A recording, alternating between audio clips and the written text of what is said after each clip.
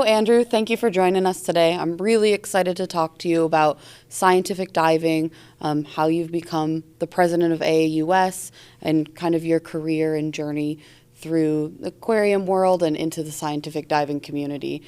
Could you start by just telling me a little bit about that journey? Sure. Yeah. Thanks for having me. And, it's an honor to be here as the president of the American Academy of Underwater Sciences and, a longtime member of DAN. This is all just real fun stuff. So appreciate your willingness to have me on and to talk and have this conversation. So my dive journey started in 2005. I got certified to dive in Monterey, California with a family member of mine. So, I'll never forget the first murky, cold immersion. I remember seeing not much, but this very vibrant orange bat star. And I was just thrilled. Like, it was such a great experience. I was a young person then, and traveled through high school and went to high school in the Sacramento Valley and was really interested in diving, but it wasn't a huge focus of mine as I was a young person. And I moved to actually Lake Tahoe area and was kind of bumming around, skiing and snowboarding and living that lifestyle, and ended up kind of getting burnt up doing those types of activities, and ended up finding myself in Monterey and went to school there, ultimately went to school there and took diving classes at the university, California State University, Monterey Bay, and just really fell in love with this idea of facilitating safe and productive scientific diving. That's the AAUS's mission, and that's why I relate so much to it, is because it was really my foundation through my educational pathway through CSUMB's diving program. Yeah, and took a scientific diving class at the Monterey Bay Aquarium with the diving safety officer there. His name is Scott Chapman, and from that point on was helping in coastal California research programs, both at the university level, with nonprofits in the region, Reef Check of California, helping with their benthic survey programs and monitoring programs, and just have been diving for science ever since. So you've done all this scientific research as part of the Monterey Bay Aquarium, and what are you doing with that research in terms of being an aquarium? How do you bring that back into the day-to-day operation there or the guest experience? Yeah, Jen, it's a really good question. Being a public aquarium, we have a unique opportunity. We have 2 million plus visitors a year that walk through our doors. Aquarium industry as a whole certainly has a lot of guest experiences that they can offer. And so the educational piece is big, right? Our mission at the aquarium is to inspire conservation of the ocean. Zoos and aquariums have similar missions. And for us to be able to get into our exhibits and maintain them to look like the natural environment in which we're studying, really encourages folks to fall in love with the natural world, right? Like, I remember going to a public aquarium as a child and thinking, and seeing a diver specifically and thinking, are you kidding me? That's so cool. Maybe I could do that. So I think the aquarium and zoo industry and scientific diving within those organizational members, facilities, helps facilitate folks falling in love with this natural world and this aquatic planet that we live in. So we do presentation diving activities in our aquarium. We're doing animal husbandry tasks. We're maintaining these displays to very high standards, and studying the animals along the way. I mean, we have this obligation. They're in our care, and so we need to understand their health. We need to understand if they're growing well and thriving in our exhibits, and that's scientific diving activities. Bringing it back to our guests is key. And the aquarium in Monterey, just a shameless plug for MBA. We were the first public aquarium or first aquarium to be an organizational of the AAUS. Something like member number 28, and we're currently organizational numbers now at like over 170. We're between 170 and 180. So it's a point of pride for me. This was before my time and somewhere in the 90s, but Yeah, the aquarium in Monterey was the first aquarium to join, and so that's a real that showcases AAUS's interest in supporting, not just academic institutions in their scientific diving activities, but public aquariums and nonprofit organizations, consulting firms that are participating in scientific diving activities, federal and state agencies, and such. So, but yeah, the aquarium business has a unique opportunity to showcase this scientific diving that is happening in the world, and really facilitating people's interest in getting involved with diving activities. Maybe it's not scientific diving that folks end up moving into, but they see it behind the glass and they think, whoa, that's something I might be able to do. And then they seek out information about it, and then they start diving, and maybe they start scientific diving. Yeah, the educational side of things is just another step in that scientific process. So all the data, all the research, the information that we get from scientific diving needs to go somewhere. And if it's communicated to guests, or if you're inspiring people through the husbandry care of the animals, that's just another step in the process of the science community. Yeah. Awesome. You mentioned that you did a scientific diving course. I know that scientific diving is a lot different than the recreational training that a lot of us are used to. Yeah. Could you tell me a little bit more about what that course was like, and what makes you actually a scientific diver versus a recreational? Yeah, good question. So my scientific diving course was a bit of an on-the-job training style course where, the AAUS has a very specific training program outlined in their consensual standards and the minimum consensus standards. And those are things like it's 100 hours of training, theoretical knowledge development in, physics and physiology beyond the entry level, decompression theory beyond the entry level, survey techniques of the benthos or mid-water column survey and sampling techniques. And so the way that the aquarium at that time had structured their training was very, very much on the job, which is a great way for a professional to receive that training.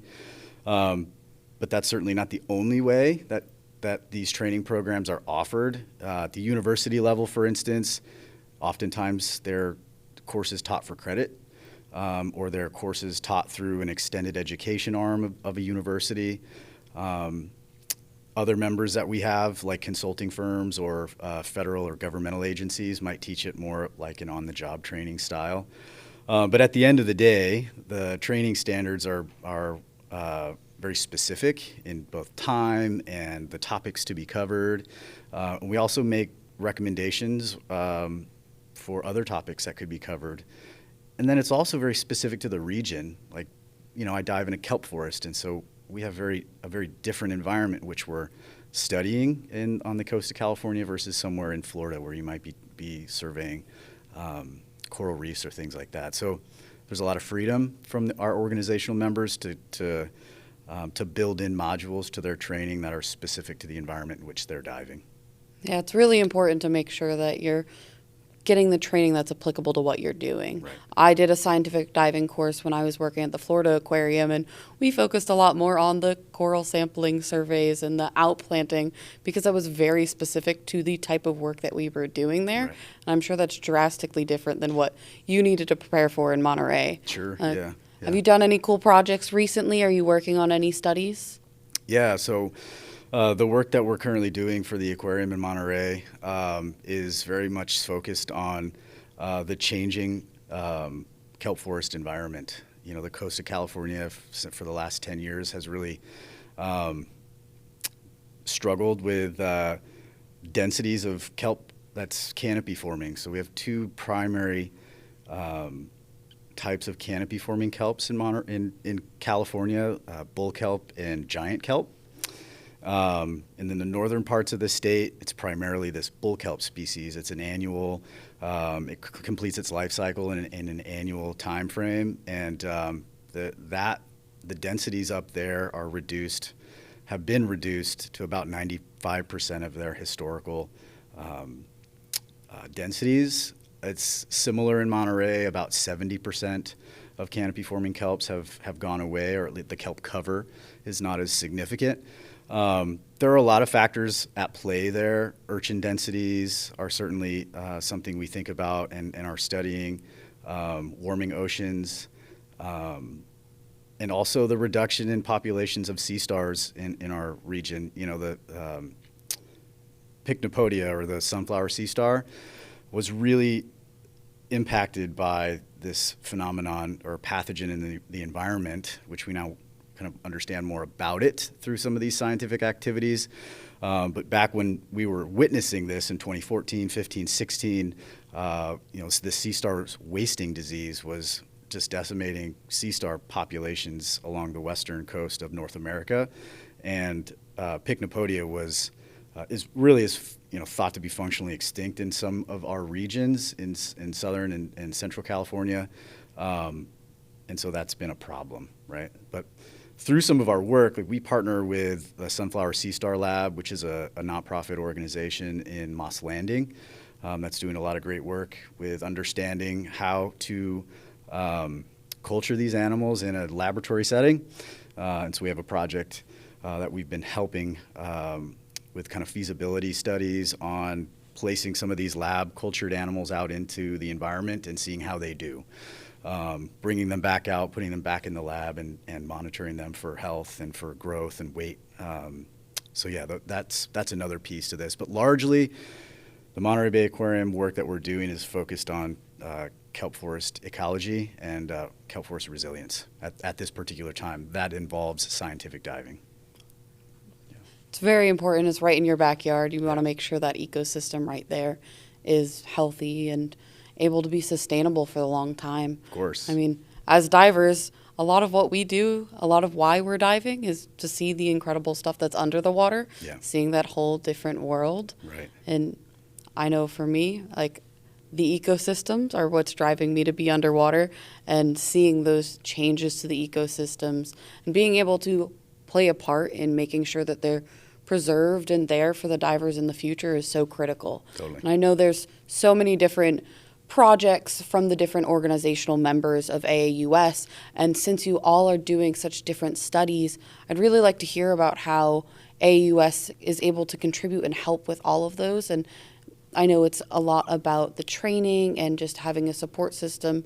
Can you tell me a little bit more about how that network and how the organization as a whole works? Right. Yeah. So when we think about the role that AAUS plays, certainly our mission is to facilitate safe and productive scientific diving. How do we do that? Mm-hmm. We provide resources to our members. We build consensus on what those best practices should look like and are.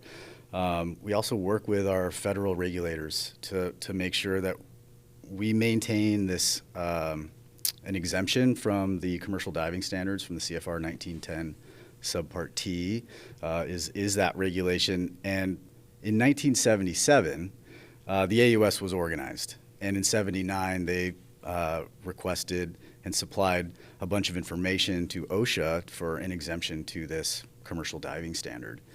So that we maintain a good relationship with our federal regulators, and in fact have been recognized just in the last 5 years as the standard setting body for scientific diving. So it's been a huge piece of supporting our members through making sure that they understand how they're being regulated by the federal government, and also state-sponsored OSHAs if you live in a state where that exists. We're really happy to be able to maintain that relationship and to provide clarity on certain things that our members need clarity on. Scientific diving is really a task-focused occupational diving technique, and it's very specific in the exemption, things that we should not be engaging in that don't qualify as scientific diving, things like construction activities or lifting and removing and replacing large or heavy objects. And we work with OSHA to kind of define what heavy might look like, or if there's any sort of confusion as to construction projects or things. We try to understand and have conversations with our regulator to understand what the original intent was.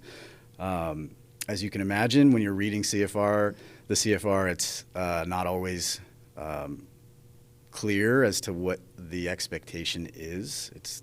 It's up to us to interpret those things as those folks being regulated, and our members need that clarity, and we help provide that. We also a big tenet of our of what we do as the AAUS is we're built on this idea of reciprocity. That we have this minimum consensus standard for both procedural things, our medical standards, our training standards. Those are the minimum standards for engagement in these activities. And as organizational members, we recognize, if I'm going to go dive with CSU Monterey Bay, for instance, and I'm a diver at the Monterey Bay Aquarium, we're both organizational members. There's an assurance there that we're meeting those standards, and so we can trust what the divers' training that they've had and that they're fit to dive. You mentioned how important the exemption is in the OSHA standards. What exactly is being exempted for scientific diving? Yeah, that's a good question. So the CFR is, very prescriptive to the definitions and procedures and policies that commercial diving organizations, commercial diving businesses need to adhere to. And they can be a little laborious to meet. And so what happened in the 70s and in the early 80s is the AUS submitted information really from a statistical point of view, showcasing that our incident rate was very low. Divers weren't getting hurt when they were out doing these scientific diving tasks. We were self-regulating. OSHA recognized that, and they provided that exemption. Yeah.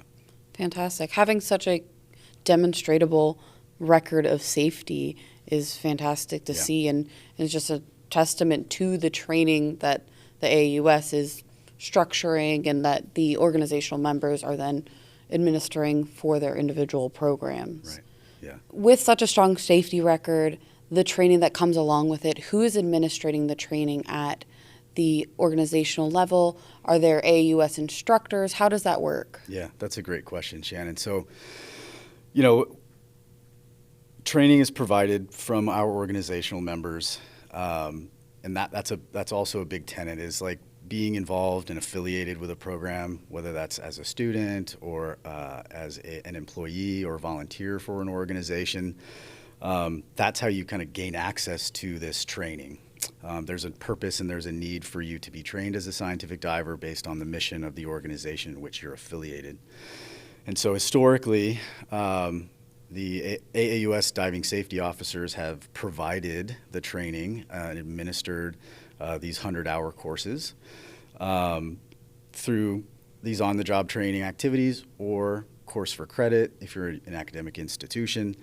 And then the divers, once they've been trained, they've gone through their 12 training dives, they've demonstrated proficiency in many different things, they've passed the final exam, those sorts of things. They're authorized at that organizational member to participate in scientific diving activities and adhere to the policies and procedures outlined in the diving safety manual for that organization. There are certain proficiency pieces as we think about diving skills. They're definitely there's a level of proficiency we must maintain. I think about rescue training, for instance. If we don't use that training or those skills, we lose them. And so we require our minimum standard for maintenance and proficiency is 12 dives at any 12-month calendar period. And that's up to the diving safety officer and the organization to keep track of those things. And so there's a big record-keeping piece to this, too. In the last 10 years or so, the AAUS has embarked on kind of understanding what it means to become a training agency. And in, it was 2012 or in that range, we partnered with ITI to offer scientific diving certifications. Still needed to be affiliated with an organizational member, but we were able to offer credentialing cards, certification cards for students that chose to participate in that program. those certification cards were effectively a verification of your training, identified at what organizational member you were trained at, and then a bit about kind of what that training looked like and referenced our training materials. And over the years, we grew out of that partnership with ITI, and we've become our own independent training agency, and our AAUS scientific diving instructor program has been pretty successful over the last couple of years. I believe we started that in 2022, and we've been issuing certifications, or at least our OMs have been issuing certifications since that time. And it's been very, very successful for us, and also for our membership and the divers. Being able to take a card with you and show the things that you've done is really, really important for folks to have, as we know, and a really good benefit to our members to be able to have that. Absolutely, and it gives you that recognition of saying, like you mentioned, that reciprocity across things, Totally. of saying we know what type of training you've done, Yeah. we know what standards you've met, we know just how comprehensive all of your learning has been, so that people can have confidence when they're underwater, making sure that they're safe divers. Totally, yeah. So I know the sharing back and forth of information is an important part of science as well. I've been lucky enough to attend one of the AAUS symposiums, and one of my highlights is always seeing the different sciences going on, Yeah. and that sharing of ideas. How does that connection, how does that help with the membership as well? Is it bouncing ideas? Are you collaborating amongst different organizations? Yeah, so, like we've chatted a little bit about this idea of reciprocity and understanding that, once divers have been trained, they're meeting these minimum standards. Yeah, it's huge, right? It allows it allows for efficiency in trading divers or divers going and diving on other organizational member projects. It also really helps with if a diver were to leave an organization. For example, they graduate from a university that they're a student at. They did their initial authorization and training. Maybe they worked in a lab there, and then they go get a job at a public aquarium, or they get a job at a consulting firm. And those records can then be transferred to the diving safety officer at that new organizational member that diver might be working with. And so then there's a level of understanding that's immediate there. I think the other piece to think about in terms of reciprocity is the relationships between the diving safety officers and the diving programs is key there. We certainly this ease of information transfer is important through digital means, right? Like writing verification of training letters or having these certification cards that kind of describe the training activities that they've participated in. It's also the personal relationships that these diving safety officers develop through these annual meetings that you're describing, where we can pick up the phone and I can call, Scripps Institution of Oceanography and talk to Christian McDonald and ask, like, hey, how was that diver? We realize they've gone through this training. Can you talk a little bit more about their experiences and how they might handle these environments in which they might be diving in? So the transfer of information certainly is made easier when you have a personal relationship with these folks. And our annual meeting is annual meetings and regional meetings are those avenues to develop those relationships. Yeah, the community aspect of diving overall is so critical. It is such a small world, Yeah. and being able to communicate openly about safety, about training, about science is such a critical piece. And I know that the AAUS really fosters that communication and that community aspect of it in a way that you can communicate, you can transfer ideas together, and we're all working towards similar missions. We're all wanting to keep our divers safe. Yeah. Everyone's in the science community working towards keeping the ecosystems healthy, making sure that the ocean world is still there in another 100 years for the next generation of divers. Yeah, absolutely. Yeah. Yeah, not even just the ocean environment. I mean, we have organizational members that are doing diving activities in freshwater systems too. So, just our aquatic planet is certainly challenged in a lot of ways. And it's critical that we continue to look at these issues, and critical that the AAUS continues to support our members in their mission to get the science done. Yeah, it's funny you mentioned the aquatic world being so large. It's often we forget those freshwater systems. They're just as important and connected into the ocean. It's all one big aquatic world, and I'm guessing you must have organizational members from some of those landlocked states doing just as important science as the ones on the coastal environments. Yeah, of course. I mean, yeah, we've Thunder Bay National Marine Sanctuary. NOAA is a organizational member of the AAUS, and they do a lot of work up in the Great Lakes. A lot of archaeological work up there to understand kind of how these shipwrecks are being preserved, and investigative stuff and photogrammetry and mapping things. So that's another piece of scientific diving that oftentimes folks overlook is this archaeological piece that preserving our history is important, understanding it is important, and archaeology is a big part of scientific diving too. Yeah, there's so much to be learned, and it's so great to have an organization like AAUS making sure that the people who are out there doing the research, gathering the data, are able to dive safely, dive confidently. Yeah, that's key, and the other piece too to think about, think about reciprocity and this community. We have small organizational members that are either new to our community or they're just starting out, and we're here as a resource to help with connection. We might get a notification of from a consulting firm or a small nonprofit doing work in an area where there's another group doing similar work. And if we can make that connection and help leverage resources in a region, we certainly want to be able to help be a conduit for that too. Yeah, at the core, it seems like AUS, that safety side, the connection side is really where it's foundationally at. Yeah. I really appreciate you taking the time to chat with me today about the AUS, about scientific diving as a whole. Is there anything else you wanted to add into about AAUS or scientific diving that we haven't touched on? Yeah, I mean, we're continuing to seek out, folks that are interested in scientific diving. I mean, of course, you don't have to be an organizational member of the AAUS to conduct scientific diving. But what we would want folks to realize and know is that we're here to support those that are doing science in this field, and we can help facilitate. So folks can certainly reach out to us. Contact information is up to date on the website. You can reach out to board members, myself included. president@aaus.org is where you can reach me. And so if there's questions of clarity, in terms of our training standards or our medical standards or what we have to offer, please, I want folks to feel comfortable and know that we're accessible.